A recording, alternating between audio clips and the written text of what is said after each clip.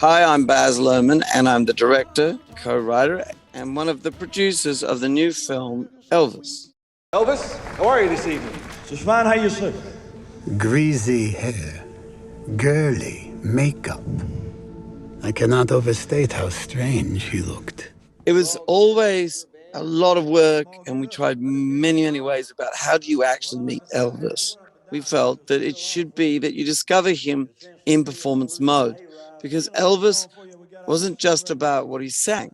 It was as much about how he looked and how he moved. But most importantly, and this is something Colonel Tom Parker, played by Tom Hanks, points out, it was his effect upon the audience.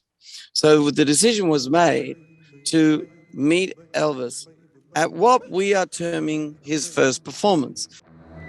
So now we have Elvis, nervous, standing on the stage, shaking his legs purely through nerves.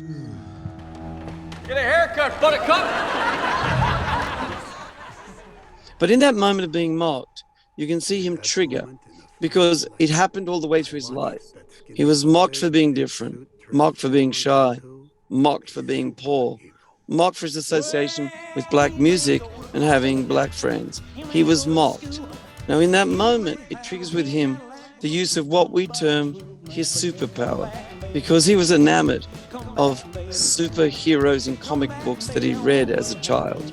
And so that's when he launches into an incredible vocal execution of Baby Let's Play House. Come on back to me, little girl, so we can play some house. Baby, come back, baby, come. And so what happens is a kind of extraordinary hysteria overtakes the audience. What are they hollering at? The wiggle. The what? Them girls won't see you wiggle. Move, man. Do more. Much more. And this extraordinary hysteria is something that stays with Elvis throughout his performing career. It was very important that Austin Butler found the movement. It didn't just appear.